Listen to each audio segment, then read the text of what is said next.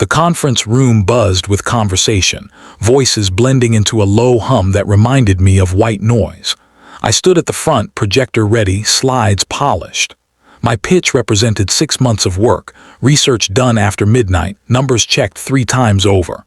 The venture capital panel sat before me, notepads open, expressions neutral. Then Vanessa walked in. She didn't knock, didn't apologize for being late. She just strolled to the back, clicked her heels against the floor, and smirked. I'd worked with her for 2 years, watched her climb through charm and sabotage, but I never expected what came next. Halfway through my presentation, she interrupted. "Can we talk about the elephant in the room?" Her voice cut through mine. The room went silent. Looking at him, do we really trust someone who can't even afford a decent suit to handle our investors' money? Laughter rippled through the audience. My throat tightened. She wasn't done. Vanessa pulled out her phone, tapped twice, and suddenly the projector screen changed. My bank statements appeared, personal information I'd never shared with anyone. The room gasped, some laughed harder. My salary, my rent payments, my student loans, everything displayed like evidence in a courtroom. "Pathetic, right?" she said, voice dripping with mock sympathy. I stood frozen, heat crawling up my neck. Someone coughed. Another person whispered. The investors exchanged glances, their interest in my pitch evaporating like steam. I wanted to speak, to defend myself, to ask how she'd gotten that information. But words wouldn't come, my hands trembled. The presentation remote slipped from my fingers, clattering onto the floor. Vanessa smiled wider. "Maybe next time, sweetheart." I grabbed my laptop, shoved papers into my bag, and walked out. Behind me, conversations resumed. Nobody followed. Nobody cared. Outside, I sat in my car, gripping the steering wheel until my knuckles turned white. By evening, my phone wouldn't stop buzzing. Messages flooded in, links to a video. Vanessa had recorded everything. The humiliation, my frozen response, the laughter. She'd posted it online with a caption that read, "When unprepared amateurs waste everyone's time." Comments piled up. Strangers mocked my clothes, my nervousness, my silence. Former classmates shared it. People I'd never met felt entitled to judge me. My career, my reputation, everything I'd built felt like it was crumbling in real time. I turned off my phone, sat in darkness, and let rage simmer quietly inside me. Then a notification appeared before the screen went black, a private message from an unknown account. "I know what she's done before, I can help you." My finger hovered over the delete button. Something stopped me. Maybe desperation, maybe curiosity. I opened the message. "Meet me tomorrow. Coffee shop on 7th. 10 a.m. Come alone." The coffee shop smelled like burnt beans and cinnamon. I arrived early, sat in the back corner, watched the door. At exactly 10, a man walked in. Mid-30s, glasses, worn leather jacket. He scanned the room, spotted me, and walked over without hesitation. "I'm Carter," he said, sitting down without asking. "Former senior analyst. Vanessa got me fired 18 months ago." I leaned back. "Why should I trust you?" He pulled out a tablet, slid it across the table. "Because I've been documenting everything since the day she destroyed my career." The screen showed emails, time-stamped records, deleted files recovered from company servers. Vanessa's name appeared repeatedly. Manipulated reports, stolen project proposals, false accusations against coworkers. My pulse quickened. "This is just the beginning," Carter said quietly.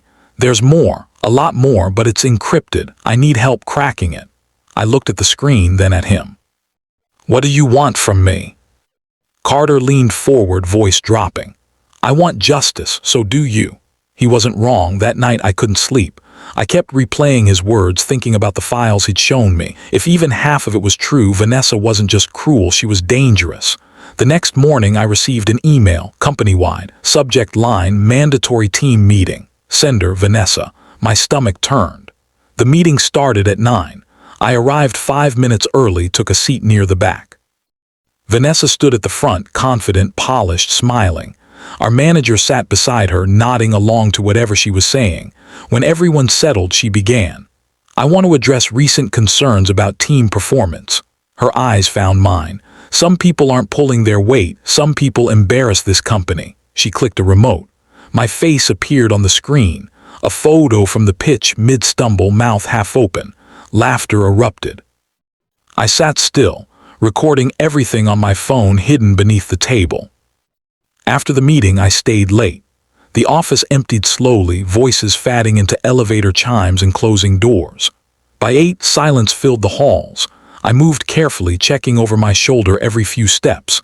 Vanessa's office sat near the executive wing, door half open. I slipped inside, heart pounding. Her computer was locked, but I didn't need it. Filing cabinets lined the wall. I pulled out my phone, photographed every document I could find. Emails printed and saved.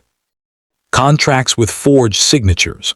Proof she claimed credit for projects she'd never touched. Then I found something else.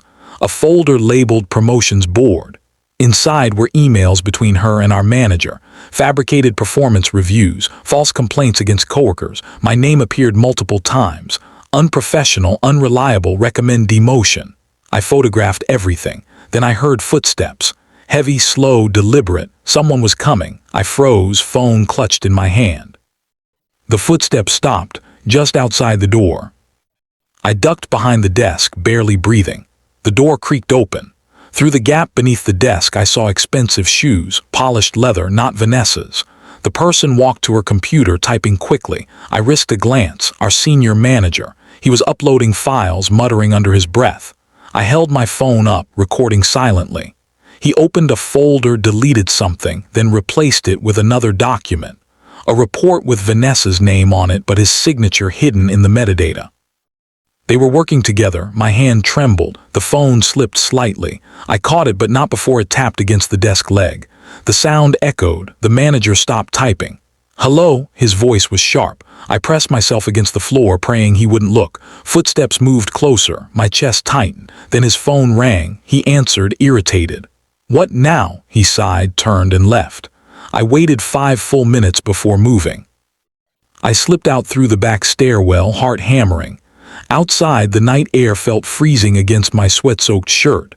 My phone buzzed. A text from Carter. "You saw him." "Didn't you?" I stared at the message. "How did he know I called him? How are you tracking this?" Carter's voice was calm.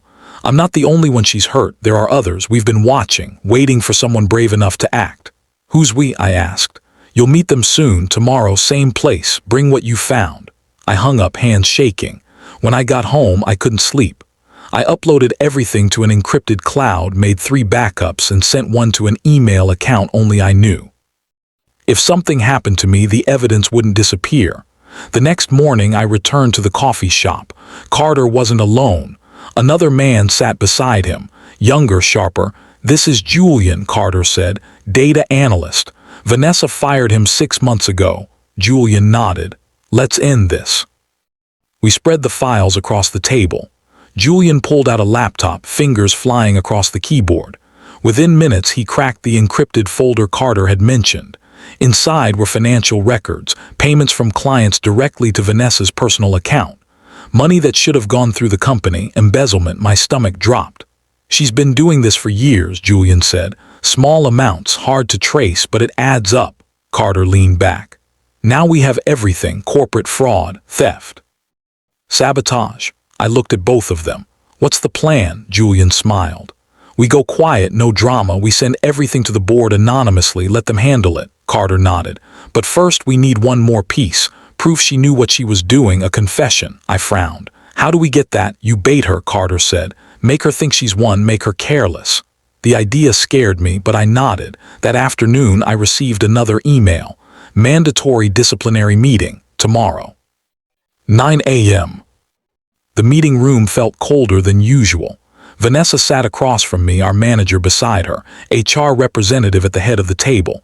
Vanessa slid a folder toward the HR rep. "These screenshots show him sharing confidential client information." My heart stopped. The images were fake, poorly edited but convincing enough at first glance. I pulled out my phone, calm despite the rage building inside. "Those are fabricated," I said. "I have the original emails. Timestamps match server logs. These have been altered." I showed my screen. The HR rep leaned forward, comparing both. Vanessa's smile faltered. He's lying, she said quickly. This is defamation. I played a recording. Her voice filled the room, the meeting where she'd humiliated me, every cruel word, every laugh. The HR rep's expression hardened. Then the door burst open. The senior manager stormed in. This meeting is over. Unauthorized evidence. Inadmissible. I looked at him. Unauthorized or inconvenient, his face reddened. I stood calm. Before you shut this down, you should know I have recordings of you too. The room went silent. The manager's confidence cracked. That's illegal. So is fraud, I replied. I pulled up the video from Vanessa's office. Him deleting files, uploading fake reports. The HR rep watched, expression unreadable. Vanessa tried to speak, but I cut her off. There's more. Financial records, embezzlement, forged signatures, all documented, all backed up. Manager lunged forward, but the HR rep raised a hand. Sit down now. He hesitated, then sank into his chair.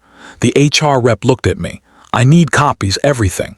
I sent the files from my phone. Within seconds, her screen lit up with evidence. Emails, reports, photos, videos. She scrolled silently, face growing paler with each swipe. Finally, she looked up. This is beyond my authority. I'm escalating to the board immediately. Vanessa stood. This is insane. He's manipulating you. Sit down, Miss Thornton, the HR rep said coldly. Vanessa sat. The board meeting was scheduled for the next day. I spent the night organizing everything. Carter and Julian helped remotely, ensuring no detail was missed. When I arrived at headquarters, security escorted me to the executive floor. The boardroom was massive, floor-to-ceiling windows, polished table. 12 board members sat waiting. Vanessa and the manager were already there, seated at the opposite end. The board chair spoke first. We've reviewed preliminary evidence. This is serious. We need clarity. I connected my laptop to their screen. For the next hour, I walked them through everything. Emails showing stolen project proposals, financial records proving embezzlement, videos of the manager tampering with files, recordings of Vanessa's harassment. They listened in silence. No interruptions, no questions, just cold, focused attention. When I finished, the chair turned to Vanessa. Do you have a response? She tried, blamed me, called it revenge. Said I'd fabricated everything out of spite, but her voice wavered. The evidence was overwhelming. The manager tried defending her. The board wasn't interested. The chair leaned back. Based on what we've seen, this warrants immediate action. Miss Thornton, you're terminated effective immediately. Same for you, Stevens. Vanessa's face went white. You can't do this. We can, we are. Security will escort you out. The manager stood furious. This is a mistake. The mistake, the chair said, was ours for not catching this sooner. They were let out. Vanessa looked back at me once. No smirk, no confidence, just shock. The chair turned to me. We owe you more than an apology. You've saved this company from a lawsuit, possibly worse. I nodded, staying calm. I just want what's mine, the partnership pitch, the one she stole. I want full ownership. The chair glanced at the others. They nodded. Granted, you'll have the contracts by end of day. I thanked them and left. Outside, I finally exhaled. Carter texted. How'd it go? It's over, I replied. Good, he wrote back. Now let's build something better. 3 weeks later, I sat in a new office, smaller than I'd imagined, but mine. Carter and Julian were partners now. We'd launch quietly, no press releases, no grand announcements, just steady work. Clients came, word spread. People who'd heard what happened reached out, wanting to work with someone who'd stood up to corruption. One morning, a reporter emailed. She'd found the story through a source, wanted an interview. I declined. This wasn't about publicity. It was about principle. Then I saw the notification. Vanessa had posted a video, public apology, scripted, stiff, clearly advised by lawyers. Comments tore her apart. Too late. Fake. You deserve this. I watched without satisfaction. Revenge wasn't sweet, it was just necessary. That afternoon I received a message from someone in Vanessa's old network. Congratulations, you did what we couldn't. I didn't respond. The past was done. I was focused on building something that mattered, something honest. Weeks turned into months. The business grew. We hired carefully, treated people fairly. Built systems designed to protect, not exploit. One evening I sat alone in the office. Rain tapped against the window. My phone buzzed, a message from Vanessa. I hesitated, then opened it. I know you won't believe me, but I'm sorry, truly, I destroyed myself. You just held up the mirror. I stared at the screen for a long time. Part of me wanted to ignore it. Another part recognized something I'd felt before, regret. I typed slowly. I forgave you, but I won't forget. I hit send, then turned off my phone. Forgiveness wasn't about her. It was about me, letting go of anger that no longer served me. The next morning, I walked into the office. Carter and Julian were already there, laughing about something. They waved me over. This was what mattered. Not revenge, not proving anyone wrong, just building something real with people who respected the work. Office felt different now, lighter. We'd painted the walls, added plants, created a space that felt welcoming instead of sterile. Clients kept coming, projects stacked up. We hired 2 more analysts, both people who'd been burned by corporate politics and wanted something better. One afternoon, I got a call from the board chair. I wanted to check in, she said, see how things are going. Good, I told her. Really good. I'm glad. You handled everything with remarkable professionalism. Not everyone would have stayed that calm. I thanked her. After we hung up, I thought about her words. Staying calm hadn't been easy. There were nights I'd wanted to scream, to lash out, to make Vanessa feel every ounce of pain she'd caused. But I'd learned something. Quiet strength lasts longer than loud anger. The people who respected me now did so because I'd never lost control. I'd gathered evidence, followed procedure, let the truth speak for itself. That weekend, I drove past my old office building. The company's sign still hung above the entrance, but something felt different. I didn't feel anger anymore, just distance. My phone rang. Julian, hey, we got another referral, big client, they specifically asked for you. I smiled. Set up the meeting. This was the part nobody talks about in revenge stories. What comes after, the rebuilding. The slow, steady work of proving you're more than what someone tried to make you. Vanessa had tried to destroy my reputation. Instead, she'd forced me to build something stronger, something I controlled. When I got home, I made coffee, sat on my balcony, and watched the city lights flicker on. For the first time in months, I felt genuinely at peace. Not because I'd won, because I'd survived. And survival, I'd learned, was its own kind of victory. Launch day arrived faster than expected. We'd been working toward it for months, refining our services, building our client base, perfecting our approach. The press picked up the story, not because we'd advertised, but because people started talking. Former corporate whistleblower launches ethical consulting firm. The headline felt strange. I'd never thought of myself as a whistleblower. I was just someone who refused to stay silent. Interviews came. I accepted a few, declined most. This wasn't about fame. During one interview, the reporter asked, "Do you regret how everything happened?" I thought carefully. I regret that it had to happen, but I don't regret standing up. That clip went viral. Comments flooded in. People sharing their own stories of workplace abuse, corporate corruption, moments they wished they'd spoken up. I read them all. Each one a reminder that what happened to me wasn't unique. It was common, too common.